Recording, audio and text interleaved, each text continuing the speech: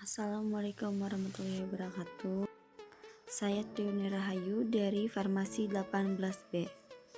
Di sini saya akan menjelaskan jurnal yang berjudul Kepatuhan Pelayanan Farmasi Klinik di Rumah Sakit. Untuk pendahuluannya, menurut Undang-Undang Republik Indonesia Nomor 44 Tahun 2009 dan Peraturan Menteri Kesehatan Nomor 34 Tahun 2017.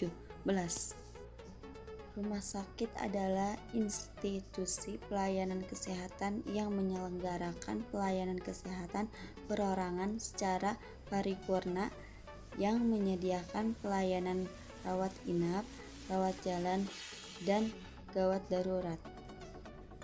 Berdasarkan batasan dan definisi di atas, maka rumah sakit diartikan sebagai organisme pelayanan kesehatan masyarakat yang terorganisir secara profesional dan berfungsi sebagai pusat layanan kesehatan bagi pasien dan atau masyarakat yang membutuhkan, tempat pendidikan bagi mahasiswa profesi kesehatan, dan sarana penelitian tentang kesehatan yang dapat dikembangkan melalui rencana pembangunan kesehatan. Sebagai pusat pelayanan publik, rumah sakit membutuhkan manajemen pelayanan yang baik untuk menciptakan pelayanan yang berparipurna dan berkualitas.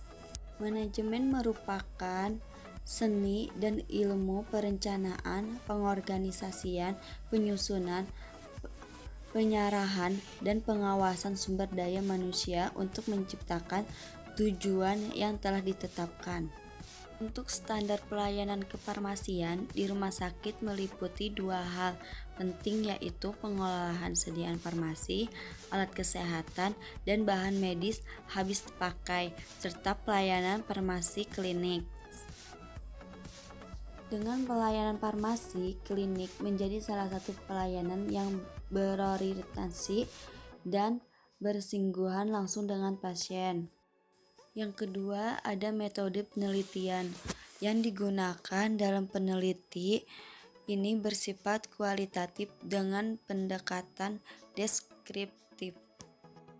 Untuk pengumpulan data dilakukan dengan wawancara mendalam, observasi, dan dokumentasi. Adapun informasi penelitian adalah kepada instansasi farmasi, penanggung jawab pelayanan informasi obat, penanggung jawab depot, apoteker, dan pasien.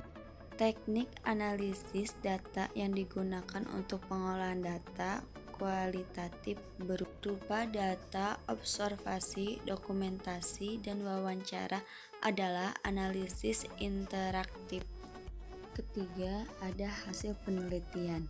Dalam sistem pelayanan kesehatan farmasi klinis merupakan penyediaan pelayanan kesehatan yang akuntabel dalam terapi obat serta optimal untuk pencegahan dan menyembuhkan penyakit. Pelayanan farmasi klinik terbukti efektif dalam mengenai terapi pada pasien. Pelayanan tersebut juga efektif juga mengurangi biaya pelayanan kesehatan dan meningkatkan kualitas pelayanan kesehatan pada pasien.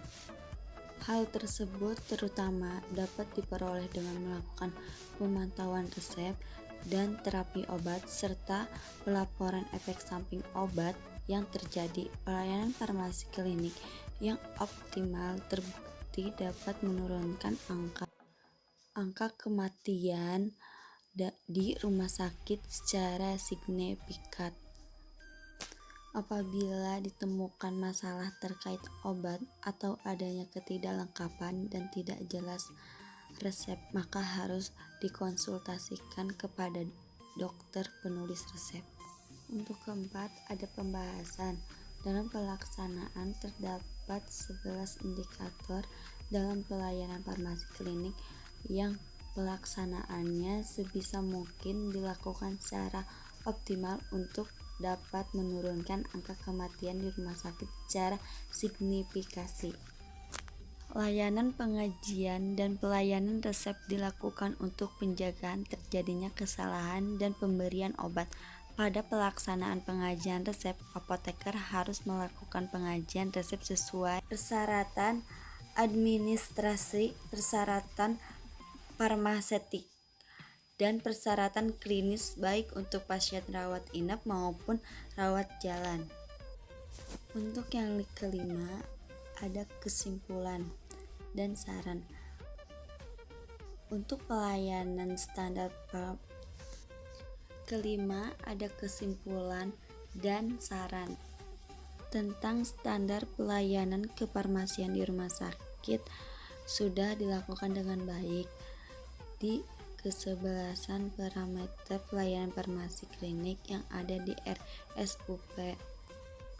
Walaupun masih ada beberapa parameter yang belum berjalan dengan optimal, di antaranya masih ada penulisan resep yang tidak jelas terbaca, pemanfaatan sarana ruang PIO yang belum maksimal karena ketidaktahuan pasien dan tenaga kesehatan lainnya, tidak ada ruang konseling khusus, serta pelaksanaan riset yang belum menyeluruh dilakukan karena keterbatasan jumlah SDM dibandingkan dengan jumlah pasien yang ada di RSUP.